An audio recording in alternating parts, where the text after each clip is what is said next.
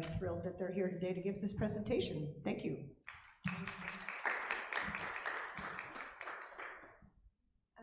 We're happy to be here.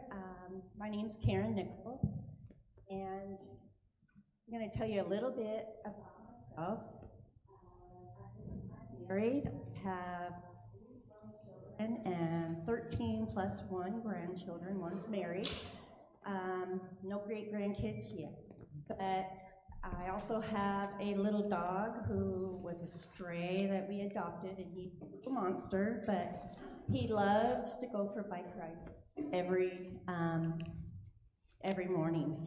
And I have my electric tricycle, and he has a basket, and he rides in that. And if you say bike ride, he just jumps all over the place. But I enjoy, my husband's retired, I enjoy going camping with him in our RV. And I love to read, and I also love to share my time volunteering and doing things of that sort. So what we're going to be doing is we're going to be telling you, introducing ourselves, and then sharing a little more about NAMI. And NAMI is National Alliance on Mental Illness. And it was begun in the late 1970s. And it started with family members just sitting around a table, kind of like this, just talking about their loved ones. And now it's the largest grassroots group out there for advocacy and education and all those, helping others to understand mental illness and the effects on family members, friends, and neighbors. And so today we will be sharing our stories with you, our personal journeys, and telling you more and more a little bit about what we do. Hi everyone, my name is Cici. I too am a volunteer with NAMI, in our own voice presentations, and also a group that is called Peer to Peer, which educate not just yourself for those with mental health challenges, but also family members that support those with mental health challenges. I'm a mother of 4. I have a fur baby. Her name is Strawberry. She's my support dog. She's 3.5 years old. She's a multi-poo. She's one of the things that help me with therapy. We sit, cuddle, walk around, play in the black backyard. I have a daughter and I have 3 sons. I just recently became a grandmother again. My oldest son, he has a 3-year-old son, and they just recently had another newborn a few weeks ago. So I have 2 grandchildren. And things I enjoy doing, most definitely I love cooking, spending time with family, journaling, reading the Bible. Spirituality is a big component in my life. That is very, very important. It keeps me grounded, talking to my higher power. I love gardening. Mowing my lawn is therapy time. Even though I have boys at home, I enjoy doing it myself. We do rake leaves together though when the weather change. So what we're going to do today is give a presentation on what happened, what helps, and what's next. And it's going to be 3 components. After each video, we'll pause each video. Myself and Karen will share a little bit about ourselves and our lived experience and how we overcame our challenges. And I've been in San Joaquin County since 2009, originally from Detroit, Michigan, then moved to the Bay Area as a young child, and then moved to San Joaquin County to support my mom, who too has mental health challenges. So after the presentation also, I guess today we're doing something different. Instead of a paper survey, we're doing a QR code. Okay. Yes, it will be greatly appreciated if anyone can complete that survey. It continues to allow us to offer the services of providing these presentations, these support groups that NAMI offer to the community for free. And also just to get feedback on how we're doing, if there's anything we can change, or if there's anything that you may want to see more of NAMI participating in the community. With that being said, we'll get started. Thank you. And this is what happened.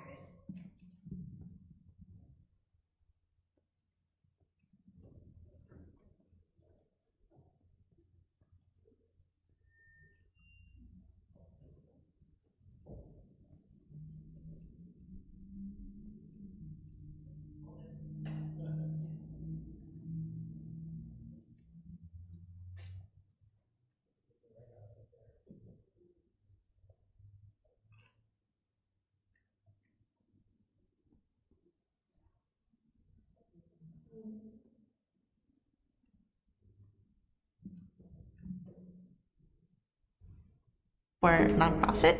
I have a little baby boy who's almost a year old. I have 2 children, and they're not babies. I have a 15-year-old daughter and a 17-year-old son. I actually went to medical school when I was 15 in India and started practicing in the United States. I got married and had the 3 most beautiful children that one can ever imagine having. I've raised my family, and then around age 40, my friends convinced me to go to college. So I did, and became a social worker. I have a brother and a sister that I'm very close with, and my mother and father are still together. They've been together for 30 plus years, and we're a very close family. I enjoy the beach and spending time with my 9-month-old puppy, Snoopy, who I love with all my heart. I consider myself a community activist. I work with people with addiction issues, people that are homeless. What I really like to do is draw comic books. I've been doing it since I was in middle school.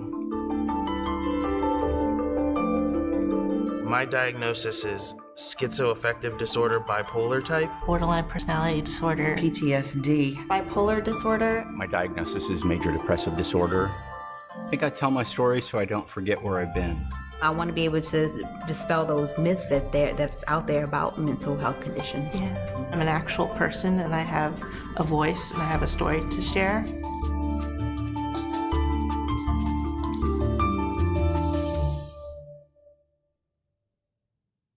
I started having symptoms of depression and who am I existential questions since I was 15. And I used to say to myself, I'm having my midlife crisis at 15 years old. I was suffering from this unbeknownst to me for most of my life. I was in my early 30s. I had a 6-year-old and a 2-year-old. My husband left for work, and I closed my bedroom door, and my sons were on the other side of that door, and I was done. With depression, I would not go to work. I would call out of work for days on end. I didn't eat. I slept all the time.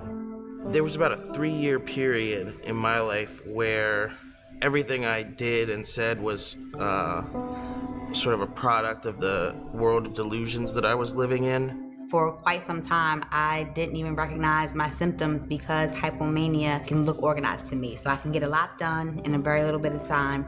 And it didn't become a problem until they noticed that I wasn't sleeping for days on end. I hallucinated every single day. I had hallucinations with all 5 senses.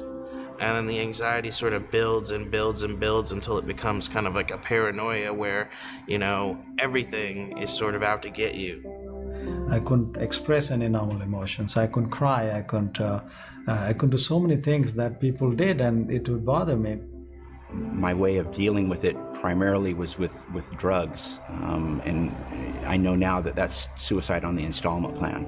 I started using alcohol more. I started self-harming more. My friends, when I was a junior, saw the scars, and it was horrible. They judged me. They said that I was doing it for attention, and they didn't want to hang out with me. I started self-medicating for a while, and not drugs or alcohol, but with gambling. After I lost my job, I became homeless. I committed minor crimes to feed my drug habit, lived on the streets, and finally, eventually was arrested and sent to state prison. As a result of my illness, it led to some criminal activities. I've served 5.5 years' time in prison. And when that happened is when all these things got unraveled. Some people said bipolar disorder, some people said ADHD, some people said PTSD, and none of them seemed to make sense for me. It was a diagnosis that evolved over time, several different hospitalizations, several different diagnoses until one eventually stuck. When I was told with the depression, I didn't hear that word. What I heard was crazy. So since I knew I was not crazy, I couldn't. We've all heard jokes about people with mental illness, people with mental health conditions, and the last thing I wanted to be was the punchline to someone's joke.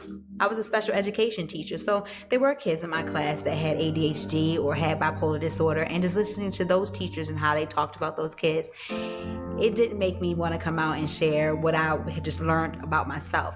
I felt that I wouldn't be accepted and that all my work would be dismissed as, not credible because I had a mental illness. For me, it's a cultural thing. So if you're dealing with mental health issues, you go to church. So I remember doing a lot of that. I'm Hispanic, I'm Puerto Rican and Dominican, and our culture is mental health is taboo. You don't talk about it. So I struggled with really accepting that I had an issue. I felt no one understood. Not even like my partner now, wife. I didn't think she really understood, even though she had a lot of compassion for me. I just felt very isolated and felt very alone. And there were times that I did contemplate suicide. Christmas Day, took all of my pills, and I was going to overdose. And I'm sitting at the edge of the bed with the pills all right there.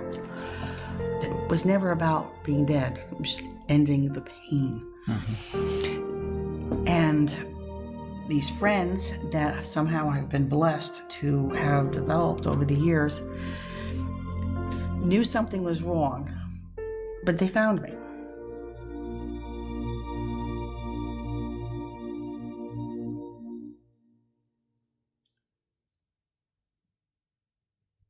Okay. What happened for me is around the time I was in my 30s, I was a busy mom. I had 3 children that were like 10, 12, and 13 years old, close in age. I was a young one. My children were involved in swimming year-round, music, school, church. At the time, I was working 2 jobs, one as a medical assistant, one as a lab assistant, and I was taking classes at night. And I was also volunteering at my church with the youth, working with young women. And it was around the anniversary. My mother had passed away about a year ago, so it was around the first anniversary of her death. I had talked to someone, and I think it was I was basically told, you're just tired. You're busy, you're running around, you're tired. But for some reason, I don't know, I don't remember even what led up to it, but my children went to school, my husband had gone to work early in the morning, and I went and got a bowl, and I went through the house and found every pill I could find, and I put them all in the bowl. And I just started taking them by the handfuls. Normally, after the kids would go to school, my neighbor would come over and we would go for a walk. And all I remember is being pulled outside. I think it was my neighbor who pulled me out, and being on the lawn. I woke up in ICU. I was on life support. I had inhalation pneumonia from inhaling the pills and the vomit, and I also had a collapsed lung. As you can see, I'm here, so I definitely recovered from that, but that led to my very first hospitalization in a behavioral health hospital. And I didn't even know anyone who had a mental illness. My family also had never spoken much about it at all, other than maybe a joke here and there. And it's here.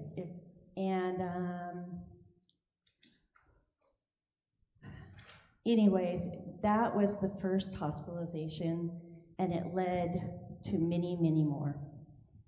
Some of those hospitalizations were, a few days, some were weeks, some were months. And even one time I was sent to a ranch. It was down about 5 hours away from my family, and I lived there for 10 months. Luckily, I was able to return home again and be with my family. I'd always had strong faith. All my life, I've gone to church and thought I've done all the right things, but this really was an illness, and it really affected my life. And It was really difficult because, you know, people just didn't understand. It was difficult on my husband. And, you know, my girls were preteen or early teen, and thankfully my church stepped in and helped my girls, and my son was involved in scouts and things, and they really helped them through this time. You know, the stigma was difficult. It seemed like because I needed help, everybody knew that what I was going through.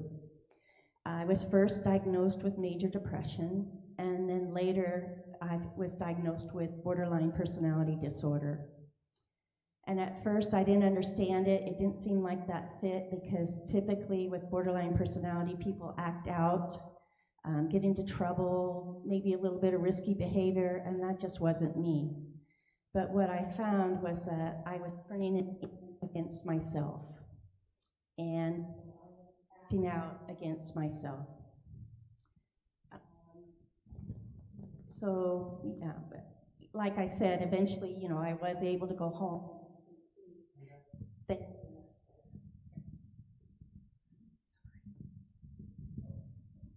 And so that's what happened to me. Thank you, Karen. What happened with me is, now that I'm older, I realize I started off as a young child with mental health challenges. I just didn't know how to express it, and my family did not know how to deal with me, so I was known as the black sheep of the family. I always had racing thoughts. Whatever them thoughts or whatever Troya wanted to do, I was very impulsive. So in the African American culture, my grandmother, which is my mother's side of the family, because we moved to Oakland, California when I was 3 years old after the death of my biological father, they used to say, there's nothing wrong with her, take her to church more. She needs more prayer. They would ask me, why would I do something? I honestly didn't know. I was very, very young. So as I grew up, I began becoming very destructive, very impulsive, very risk-taking. I always had these roller coaster rides. I got scolded, but enabled. So it's, why would you do this, but here you go. So it's more so I was more enabled by my family versus trying to figure out what was going on with me. I grew up in private school. I thrive off of structure, and coming from a unstructured home, that's when my idle time would be down, because my mother too had challenges. But my father who raised me, my stepfather that raised me since we moved to Oakland, California, he was very supportive and very understanding. I want to say about maybe 7th grade, I no longer went to private school, so the structure was stripped away from me. I was thrown into the public school setting, which was a big culture shock and a shock era for me. And I began not going to school, running away from home. Grades began to decline. I became a teenage mother at the age of 16, my oldest daughter. After I had gave birth to my oldest daughter, I knew I had to make some changes in my life, so that helped me go back to school, get my high school diploma, start working. Went on to college, got a degree as medical business administration, but I still had these roller coasters. I was able to function, but I would have highs and I would have lows.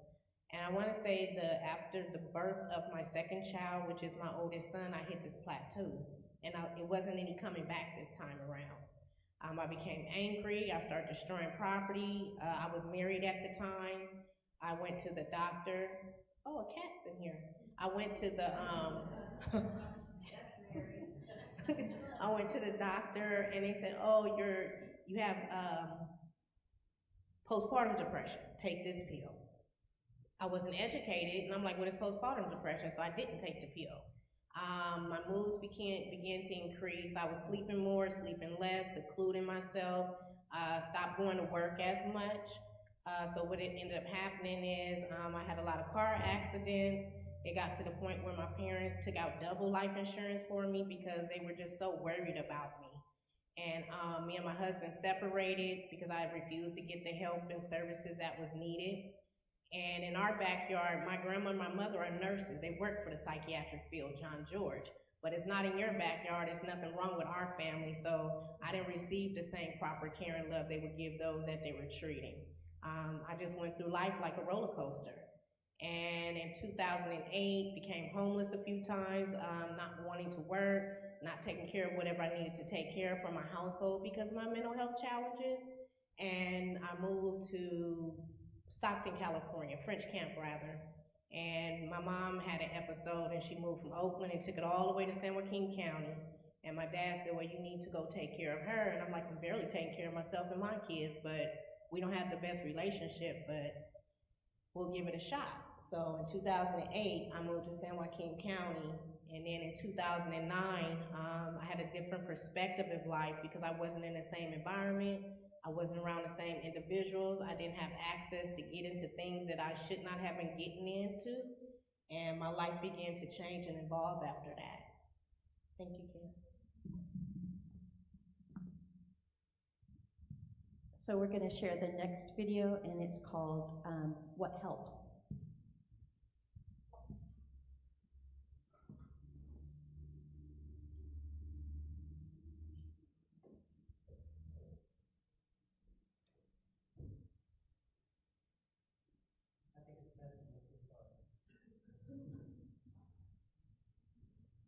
I knew that what I had been doing wasn't working anymore. 18 months. One of the most notorious prisons in California. After I got out, 90 days later, I was right back in prison. I knew that what I had been doing wasn't working anymore, and that I didn't want to spend the rest of my life in prison. I remember when I was in the hospital the last time, and my therapist, she came to me, we were talking, and she said to me, I really need you to commit to life, because if not, we can't work together. What I remember is that I just opened myself to the risk of living. So I knew I needed to get help, but I didn't know what help looked like at that point. I didn't even know if it was possible. When I ultimately became aware of the fact that I did have, a mental health condition, I always call it the best day of my life because it was just infinitely better than what reality I was living in. I feel more liberated. I don't have any skeletons in my closet. I would have saved myself a lot of headaches if I would have accepted it a lot earlier in my life, but you can't change the past. You just turn the page and just start a new chapter in life. Once I realized, I had a mental health condition, the very first thought on my mind was, okay, how am I gonna get on top of this? I didn't recover from pneumonia all by myself. I didn't recover from depression or post-traumatic stress disorder all by myself.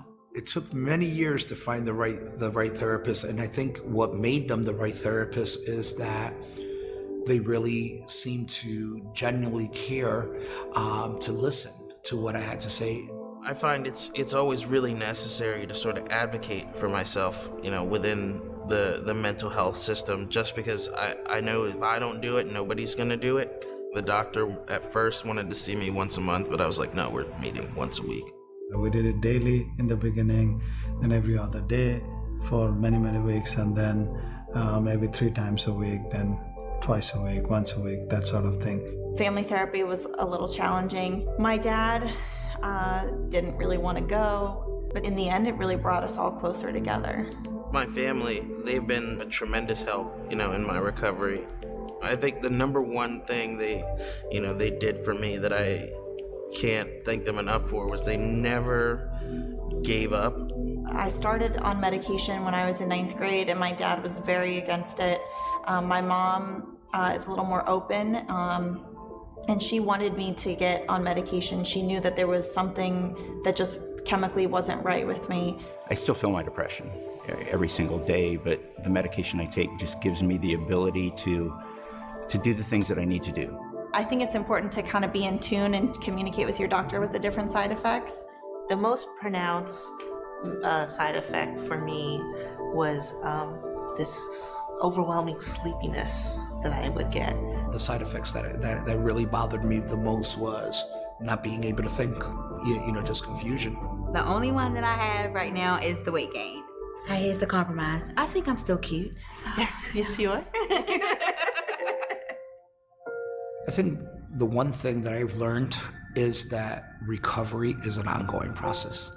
You don't just start taking a magic pill and get better, or find the right therapist and get better. You have to work at it every day. It's important for me to keep up the routines that I do, even when I'm doing really, really well. That just kind of reinforces my path to wellness. It's very important for me to have things organized, written down in a calendar somewhere, so I know what I'm doing at what time. I realize how much better I function during the day with a full night's sleep. My grandkids, my family, my friends, can't get enough of them. Positive self-talk, that's something I practice often for my recovery. If I ever feel myself getting stressed, anxious about something, I'll say, I got this. Nothing can take away your peace. I also do go to the gym, and I do hot yoga. I love hot yoga. I really do. It's very therapeutic. I didn't even realize I was spiritual before. But what it has done now actually has played a huge part in my recovery process. Doing things like, regular meditation kept my mind clear enough for me to be able to pay close attention to what was going on. Mindfulness is all about awareness, being aware of the present moment. And that has helped me in not only accepting, but also leading a meaningful life. Some of the compromises I've had to make with my recovery is that I've had to cut back on my alcohol use. I'm not afraid to tell friends when I go out anymore, hey, you're not drinking knobs, I'm on medication. Yeah. I don't have to tell them what meds. It's no sweat off my back not to have a drink. It's actually, you save money that way. Yeah, that's true. When I was incarcerated, they served bologna sandwiches like almost every single day. And when somebody offers me or suggests that I go someplace that I know will get me in trouble, I usually just say that'll lead to a bologna sandwich. And I haven't had a bologna sandwich in over 10 years. Yeah. And trying to never eat another bologna sandwich for the rest of my life. Those are the worst. Yeah. Okay, so I'm going to tell you a little bit about what helped me. When I first got out of a hospital, I was sent to a psychologist, and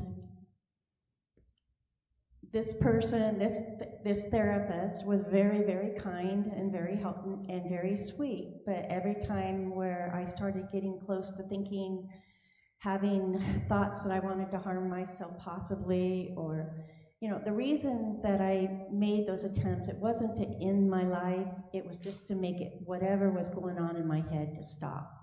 And that was my way of coping, was I just wanted it to stop. But anyway, she was very sweet and kind, but if I started leaning anywhere near that side, the first thing she did was send me to a hospital. So it became kind of a roller coaster of up and down, in and out, revolving door. I was put on different medications. One medication, I would take what I was supposed to. At one point, I had to get hearing aids. My hearing had kind of gone away, or mostly. So I take these hearing aids. Well, sure enough, I changed my medication and my hearing comes back. So that was a side effect, and we didn't even know it until after I quit taking the medication. At one point, they had tried a lot of different medications, and they told me, well, nothing's working. And they recommended ECT, which is electroconvulsive therapy, so shock treatment.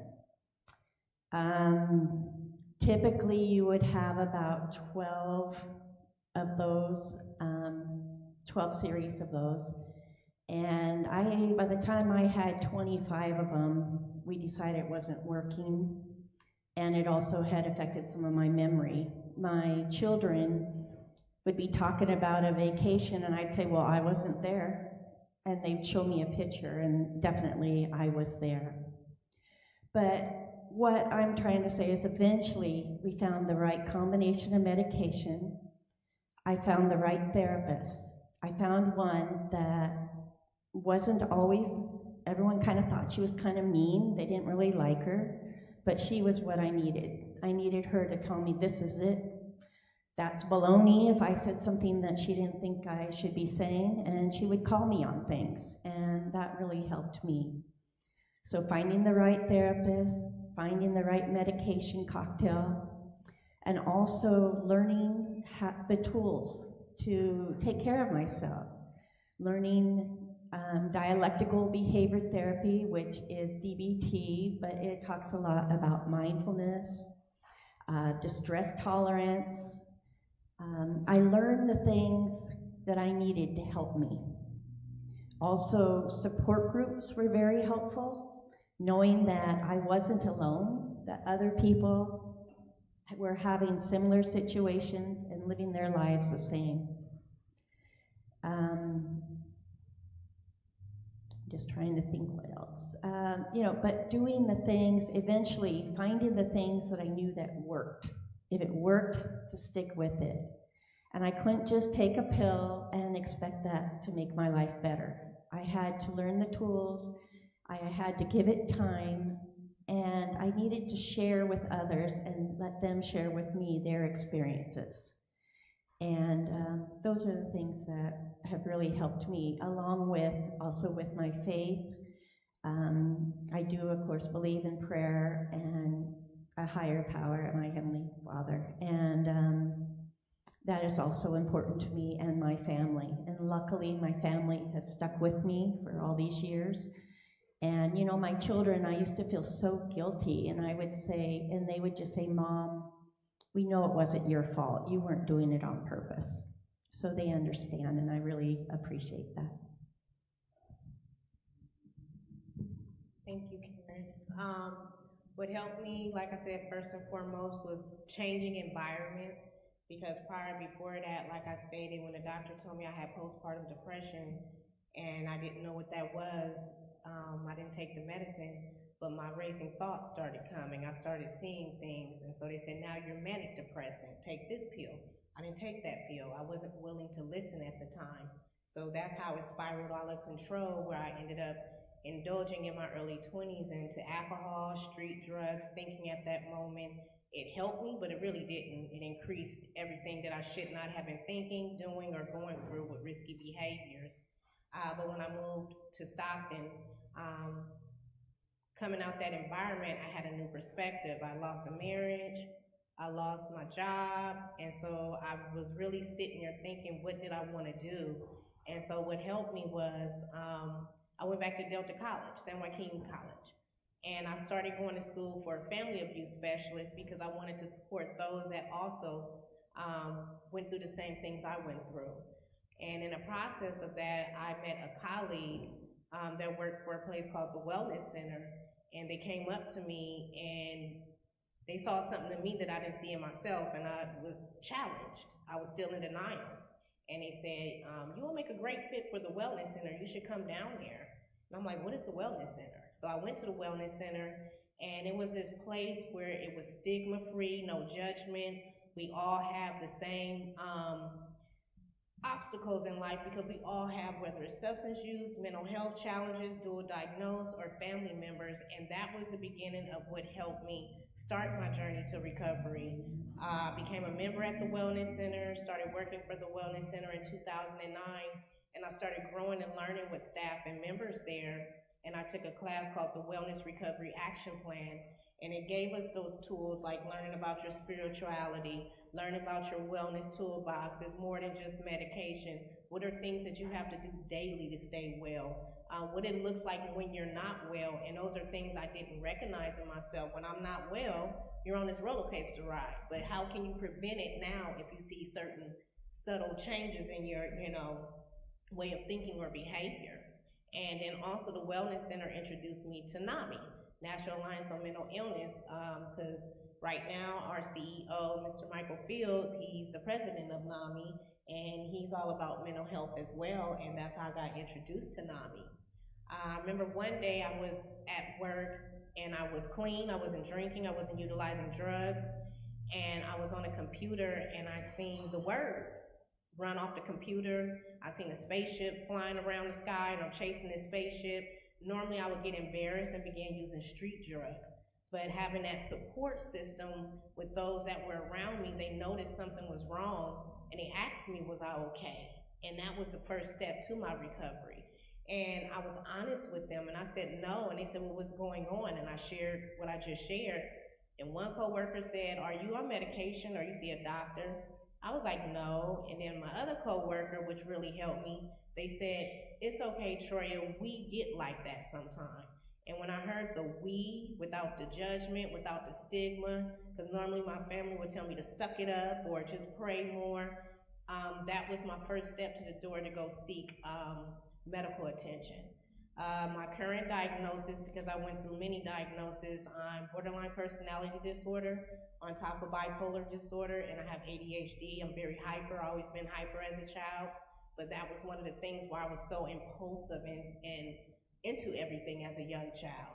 I'm on the current medication right now that really has helped me. I do therapy, and what really helped me is being open and honest and truthful, not just with myself, being honest with my family, those that care for me, and especially my doctor. How can I receive treatment if I can't be honest with the doctor? Just like prayer, you have to be honest when you're praying. You got to give it to God and don't take it back. Come with Him with a humble heart. Same thing, I've learned that practice out here working on my mental wellness. What helps me is journaling. I love music, so I love to write. I love cooking and just spending time with my family. Another key component, what helps me, is giving back to the community, especially the mental health community. So I always educate myself in a lot of courses and get certified in a lot of courses, not just for myself, but how can I be a servant to others to help them so they don't make the same mistakes and choices and options that may not be good for them. So those are some things that help me. And then also these presentations. Never thought in a million years I would be sharing my story. I never thought that, and it really helps as well, because not only does it heal me, hopefully it can heal another individual to let them know they're not alone. So that's also what helps me. So this next video is what's next.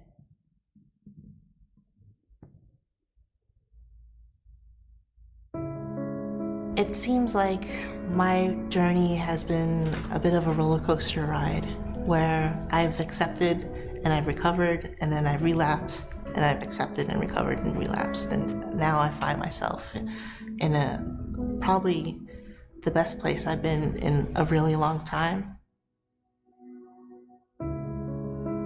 Success with a mental health condition can really be just about anything you make of it. Success started off in baby steps. That's how I've redefined it, because it used to be getting out of bed was a success. Taking my medication 7 days in a row was a success. It started off small. When I started this process, I didn't have a lot to be proud of. And now, man, there's so much to be proud of. Just living my life in a healthy way, not having my power turned off, paying my rent, and paying all my bills on time. After everything I went through, I'm really proud of the fact that I was able to go ahead and actually finish school. I own my own home. I have a great job. My relationships have improved since I've been in recovery, both with my family, with my friends, with my employers, definitely with myself. I don't have that whole shame thing going on anymore. This past year was like my first consistent year in recovery without any relapses. And so that was something definitely to celebrate. And we celebrated that. So just to see things like that is encouraging to me, and it gives me the fortitude to continue on and say that I know that I can do it. One hope is that I can continue on this path of wellness and recovery, of being happy within my own skin. I'd like to just slowly but surely sort of make my way back to leading, a much more healthy lifestyle. You can be happy and healthy whether you have a mental health condition or not. I think success is being able to communicate your truth to another person. Getting these emotions out with another person who has worn your shoes, has walked your path, just gives you that energy, gives you that hope. And once I started talking about it, I didn't feel as alone anymore, and I felt strength through other people. One thing that I've learned about mental illness is that it's one of the most common diseases in America. It's more common than heart disease, more common than diabetes, and more common than cancer. But most people don't recognize that. Just having that knowledge and being able to share that with others might be enough to get them involved in their own treatment, their own help. The only way that we can help people with mental health conditions, mental health issues, is by removing the stigma attached to it. I know that when I was in high school, I wish I had someone tell me that things get better. So I want to be that light for someone else. I want to help others and give them hope and let them know that it's going to be okay. I really believe that reminding myself of how far I've come keeps me on this path of recovery. I don't want to go back to the places that I've been to. And by telling my story, I'm pretty certain it's never going to happen again. No more bologna sandwiches for me.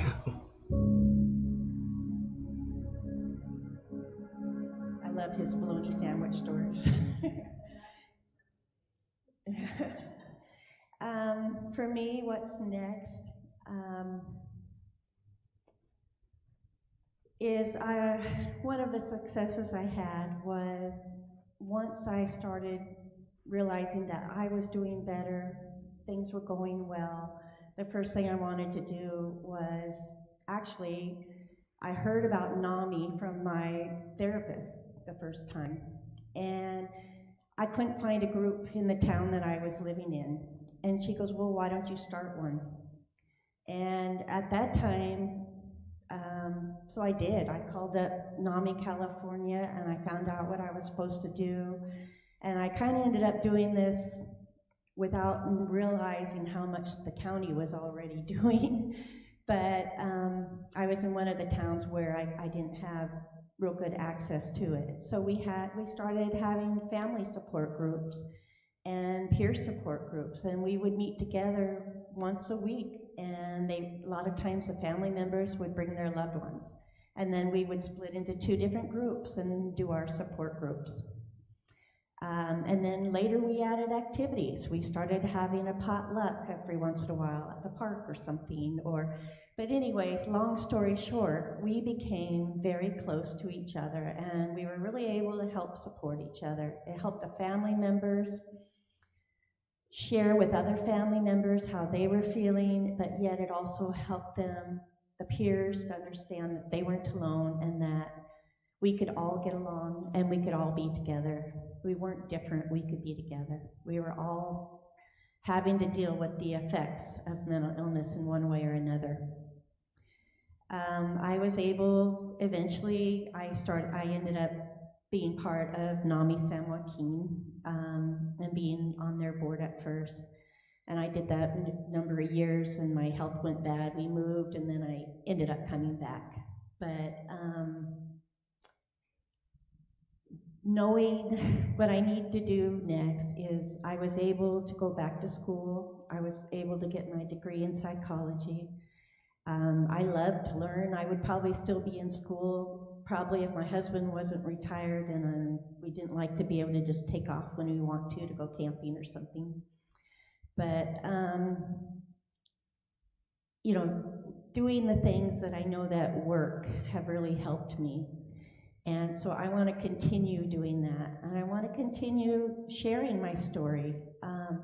Most people that know me now where I live have no idea I have mental illness.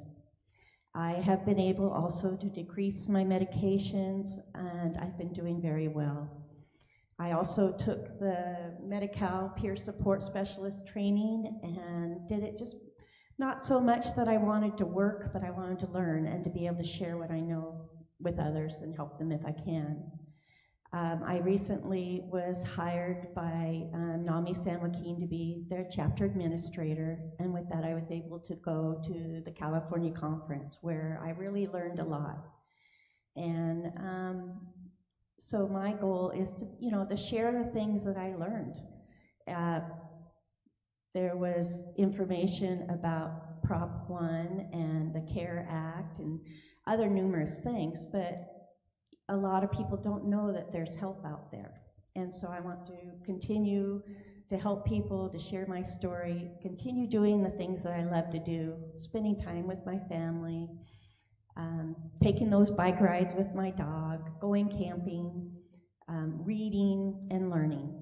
And those are things that have helped me, and I want to be able to share that there's hope. Things can get better. If you'd asked me that in the beginning of my illness, I probably would not believe you, but there is hope out there, and that's what we want to share.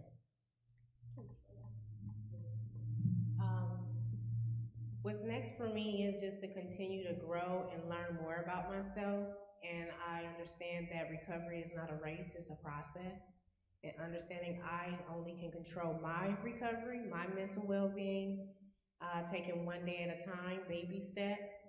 Also, what's next for me is continuing to be a present mom, because I wasn't a present mom in the past.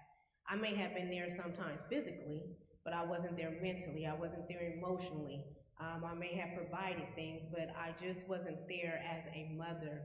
So I appreciate what's next for me is being that present mom, continue growing with my family and building bridges, rebuilding bridges that were burned and mending those bridges. What's next for me is continuing to volunteer with NAMI, like Karen said, doing the In Our Own Voice presentations. I think I took NAMI peer-to-peer before I became a facilitator like 3 times because I enjoyed it so much. It was like a 6 to 8 week course. It really helped me. What's next for me is continue working and growing with the Wellness Center.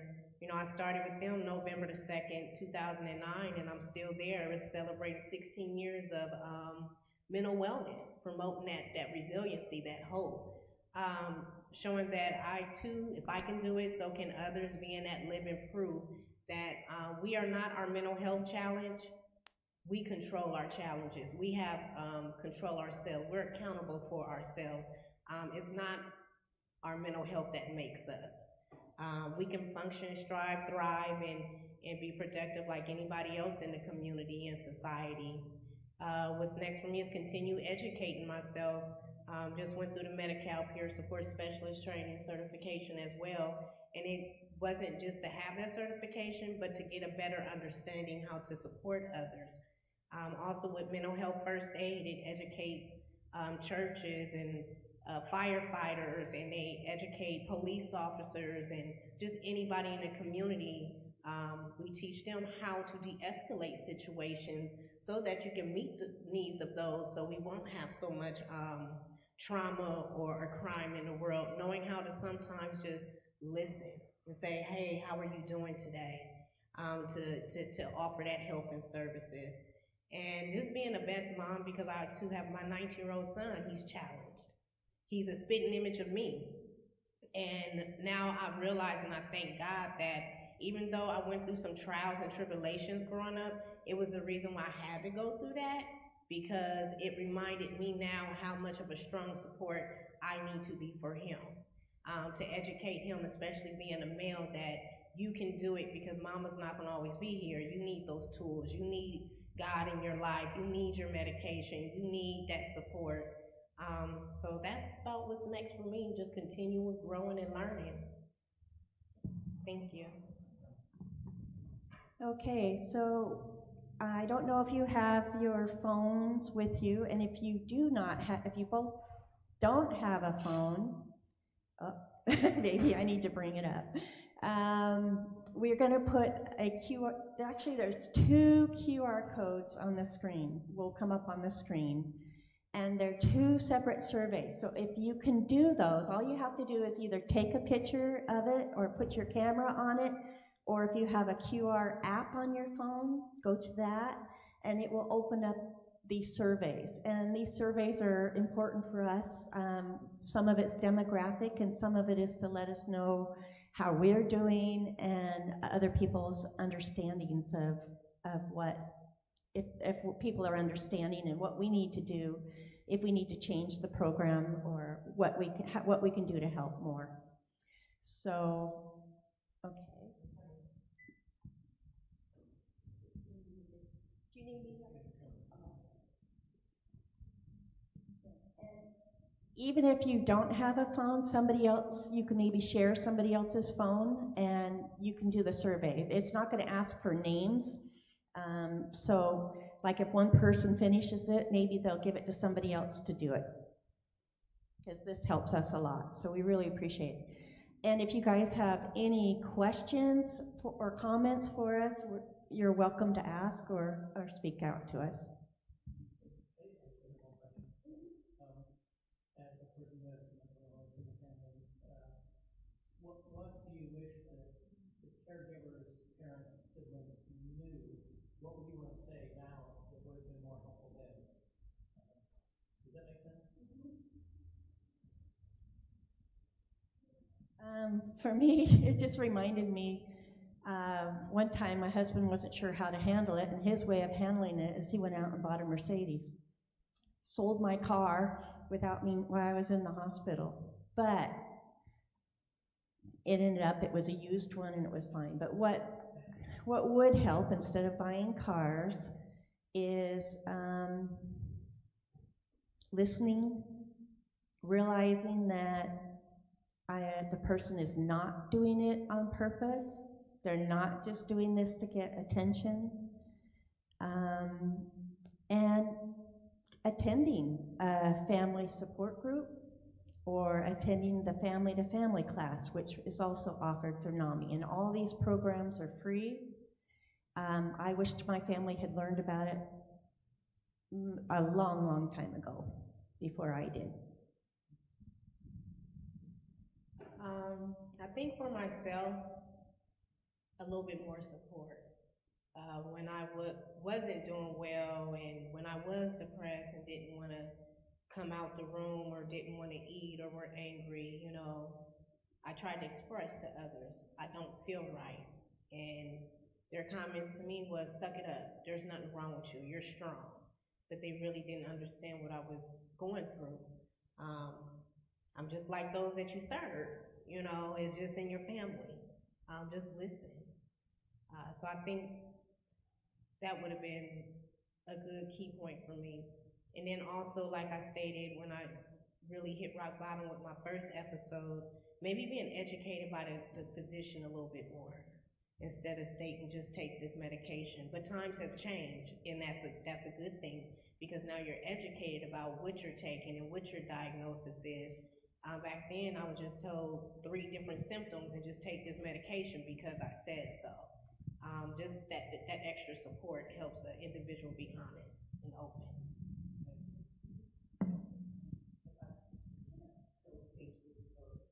From the bottom. Thank you both from the bottom of my heart, really. I mean, it means the world to us. We're new to this process. We have a son who's really, really struggling, and he doesn't know it. He's not willing to recognize it. And we've done everything that we can think of. Everything. We were just with him a couple of days ago, trying and trying. So we don't know how to de-escalate when anger is there. We don't know how to. We called a wellness service. We actually live in Sacramento, and when he was staying with us, and just real quick, I'm trying to don't want to take too much time, but you know, they can't do anything other than maybe try to de-escalate, that sort of thing. The one woman, she was more of a peer person, and she said she felt that he was in a manic state. But that's it. He's an adult. We have no control. I mean, there's nothing that adults can do for their adult children unless they say they want help. Do you have any comments or ideas that we might go forward with to help them understand? I know it's got to be super, super hard, because I receive phone calls quite often. I answer the phones for NAMI just 1 day a week, and we get many, many calls of parents, loving parents that want to help their adult children. And of course, you know, with the way the law and things are now, it's very difficult.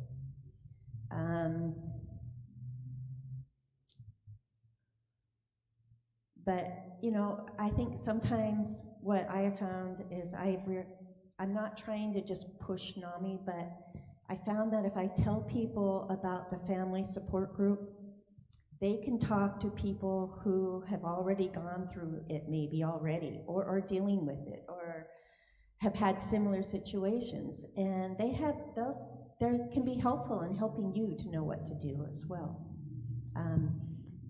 As a peer, it's hard for me to, tell the family members, but, learning more about it. I know people don't realize, but I just learned this at the California conference, that 50% of people that have schizophrenia or schizoaffective disorder really do not know, they do not understand that they are ill. It's like, there was what's his name? Dr. Amador, yes. And I attended his presentation, and it really helped open my eyes. Instead of trying to prove to them, okay, these are the symptoms, this is what you have. That doesn't work. But building the relationship, I'm not trying to give advice, this is just what I learned from this conference, because I'm not a specialist at all. But it really opened my eyes to realize how much they really don't understand. It's like telling somebody they're not married to their husband, and of course they think they are. But it's that simple. I mean, not that simple, but that's one way to kind of show that. So building your relationship with them, maybe getting them to do it for you, not for themselves, but for you. Say, but I don't know. I'm sure it's very difficult. From a parent's perspective, like Karen said, not giving advice or advise, but I know dealing with my son, he's been in the mental health system since he was 6 years old. And as he grew, puberty hit, emotions change, attitude change on top of the mental health challenges. Last 2 high school years, he became very aggressive. His anger, because he has anger issues, out of control, destructive, putting holes in walls. It was very challenging for me to still hold that love in my heart without saying, you need to leave here because you have a younger brother here too. But for me as a parent, I didn't give up. Just continue looking for services, peer support groups. Even if he doesn't want it, find it for myself so I can keep my own sanity, on top of praying to God, please give me the strength. What helped also is therapy. And it's not just it wasn't for my child himself, but it was for me too, because it helped me learn how to talk to him. Because at first it would be combative. Well, why are you doing this? You know better, but honestly, he doesn't know better. So the therapist was like, have you tried this? His psychiatrist, have you tried this? And it has helped our relationship. He's 100% better now. Just listening. And I learned not to argue back with him. Because I know when he's in that manic state, he doesn't see that. And I see the look in his eyes. Like you said, it's hard. Once they turn 18, there's nothing you really can do without them signing papers. You can't force them. I started just doing check-ins with them. Instead of forcing, saying, you take your medication. I'm like, how's your medication going? Instead of saying, let me check your tongue. So giving him a little bit more freedom and trust and just listening to him has helped. But as a parent, it's hard. It is so hard. My heart goes out to you guys. I asked the question. Really appreciate both of you giving presentations for a lot to both of us. Did you both find that you were in denial about your own condition at some point previous to deciding that you were willing to be part of the journey of recovery? Oh, I know I was in denial. I'm gonna be honest. I just didn't know what was wrong with me. I had the racing thoughts. That's why I went to self-medication. Start using street drugs, start alcohol, you name it that I thought helped me, which it really didn't. I caused more pain on my family than I did good. So I was in denial. It was everybody else's fault and it wasn't mine. But when I became sober-minded and I became aware of I too had challenges, and when I seen the support that was in the community, that was my changing point, saying, okay, Trey, you need to pull yourself together. It's not them, it's you. What can you do for yourself? If not, I will keep making the same mistakes, not being a present mom, not keeping a roof over their head, fussing and fighting and being angry with everybody, blaming my family because of what happened to me in the past. That's why I'm the way I am now. But now I've learned, now that I'm an adult, what happened to me in the past is the past. What can I be accountable for today? And that's all I can do, you know, forgive myself and forgive others. But I was in denial for many, many years. I didn't get recovery support until 2009. So I've been running amok all the way to 2009, you know, my early 30s. Yeah, my whole life basically. But yeah.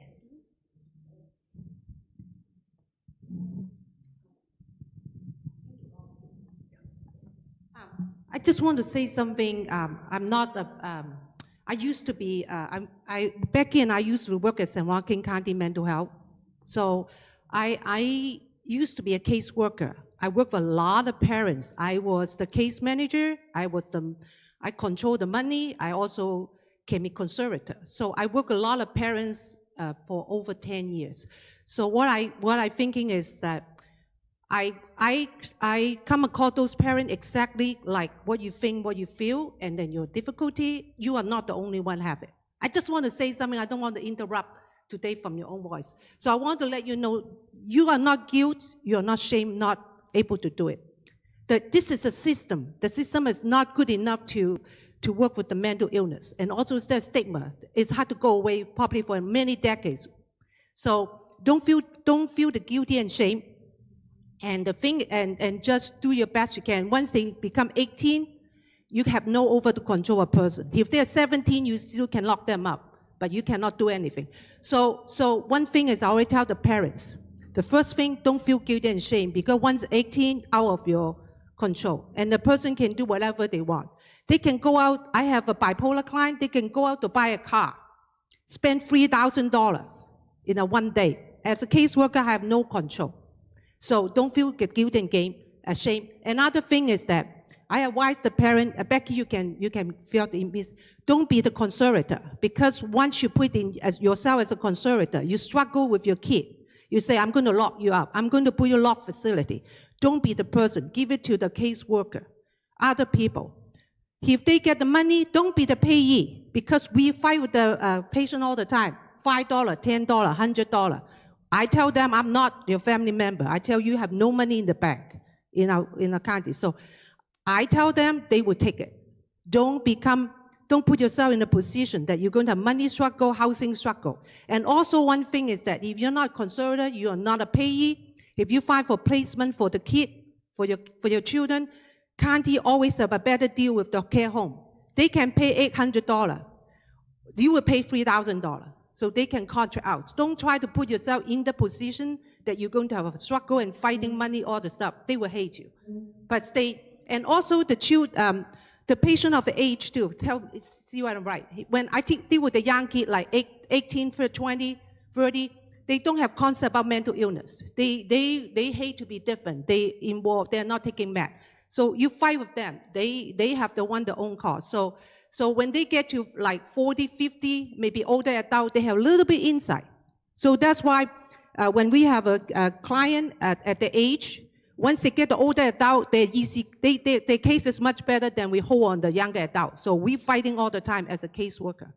So just do what you can, and you have a lot of things cannot do, and take care of yourself. Yeah, just take care of yourself. When you can, you do it. Like for example, I ask the parents, if you really care about the kid, when they have apartment, you just say, you can come to my home, have dinner, or I can provide you grocery. So you have to maintain a relationship. Sometimes you cannot control them. You control them more, they will fight you more. So that's why, and talk to other parents, like what you guys say. Talk to other parents. You can do is much less when you went over 18. And don't be a conservator. Don't be a payee. Otherwise, you get unnecessary struggle, make your life difficult. That's all I can say.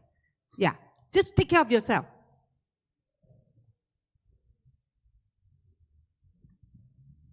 Okay, well, we appreciate you guys staying and listening, and hopefully it's helped somebody today. Thank you so much.